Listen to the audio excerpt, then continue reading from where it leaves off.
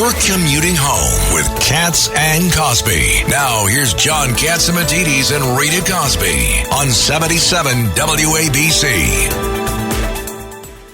And joining us now with the big breaking news is Senator Ron Johnson from the great state of Milwaukee. Senator, it's great to be here in your state. What's your reaction to the fact that President Trump has picked J.D. Vance to be his running mate? Well, first of all, welcome to Milwaukee and Wisconsin.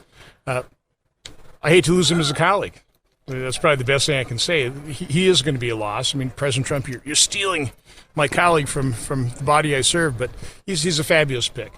You know, JD is highly intelligent, highly articulate, a person of integrity. He's got a fabulous background. Okay, so it's exactly what President Trump has done. You know, he's really been a catalyst for the realignment of this country. You know, up is always the Democratic Labor Party, right? Farmer Labor Party in Minnesota. Democrats were concerned about the men and women. Okay. That's totally switched. Now Democrats are concerned about their work policies, and it's literally Republican led by President Trump that has literally, our policies, have resonated with working men and women. Present them now. And J.D. Vance is, right out of that mold, comes right from that kind of background. You know, he does epitomize that. I've had the pleasure of having dinner with the senator, and you think about his life story, which you know all too well, of course, rags to riches, joins the Marine Corps, writes that incredible book, Hillbilly Elegy, about his life. Do you think also he's 39? Very young. And as we know, if President Trump gets reelected again, he is obviously likely to be sort of the heir apparent. What's your reaction to we may have a 39-year-old vice president coming in soon? Well, he would obviously be an heir apparent, certainly have a leg up in anybody else who'd want to run in 2028. So, I mean, that's pretty obvious. I think President Trump knew that.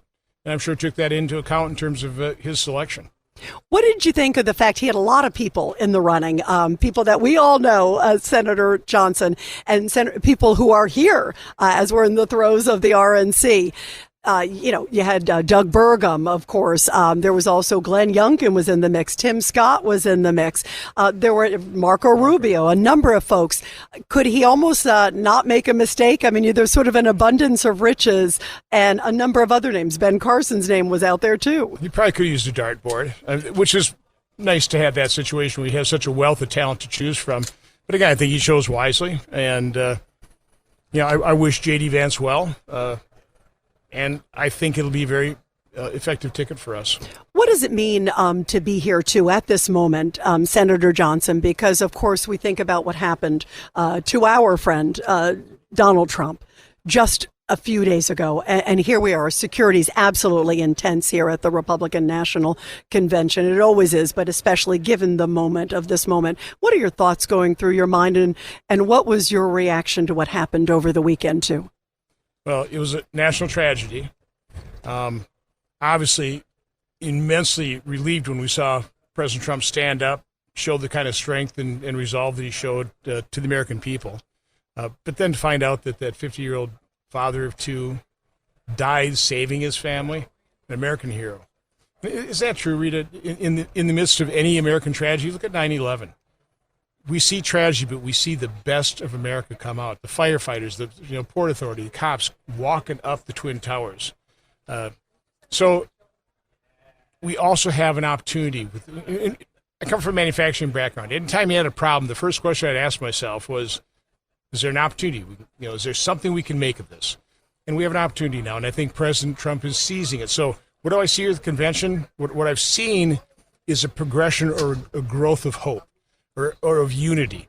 I think Americans or Republicans are pretty unified because we saw the destructive policies of the left. So it unified. We needed to defeat that. Then, of course, when we saw the debate, we saw President Biden is obviously unfit. He can't be president. We have to win. Then you saw President Trump narrowly escaping an assassination attempt. That sealed the deal in terms of unifying the Republican Party. On top of that, then, and we were talking about this earlier, that is a life-changing experience. I mean, President Trump, he was, a whisker away from death. And a man tragically lost his life, that changes you. You've got a potential in President Trump can only serve 4 terms. He's not burdened by re-election. That's very liberating. A changed man realizing that God saved his life for a reason. Hopefully he'll use that salvation to help heal and unify this nation. That's what he's talking about now. So, and both he and President Biden are talking about unifying and healing this nation. So let's take both presidents at their word and let's actually do that. You're going to see the president, I understand, tonight. What are you going to say to him? Well, what I said to him this morning, which is he was in my prayers. He's got my full support. Obviously, my full support. He's got the full support of Republicans here in Wisconsin, I think around the country. And we just wish him well.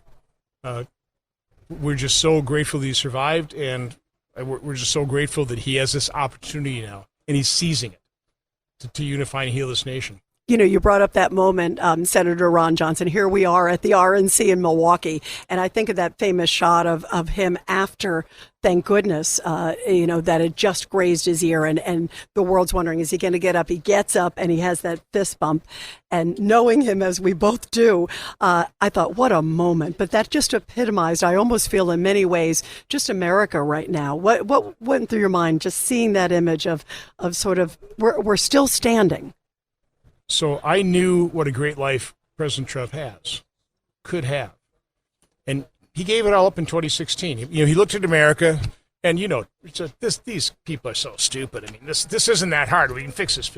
So he ran for office and he won. And he did fix a lot of things. He did make America great again, proud of itself. So he knew running again for re-election in 2024, he'd be vilified. I don't think even he could contemplate or anticipate the weaponization of government against him by the Biden administration, but he had to endure it. He knew he was risking his life, and he came that close to losing his life, and he didn't have to do it. And again, you and I know why he did it, because he loves his country. He fervently loves the country. And by the way, that's the attribute of everybody that goes to a Trump rally that they all have in common. They're diverse people, but they all fervently love this country. And again, I think most Americans do. So let's acknowledge that fact. Let's not question the other side's motives.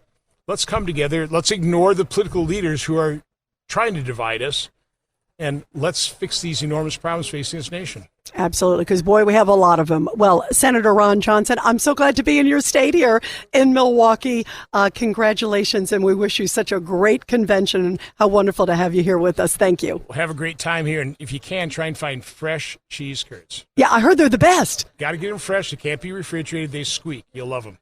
Thank you. We're going to try them. I can't wait. It's so great to see you, my friend. Thank you. Take care.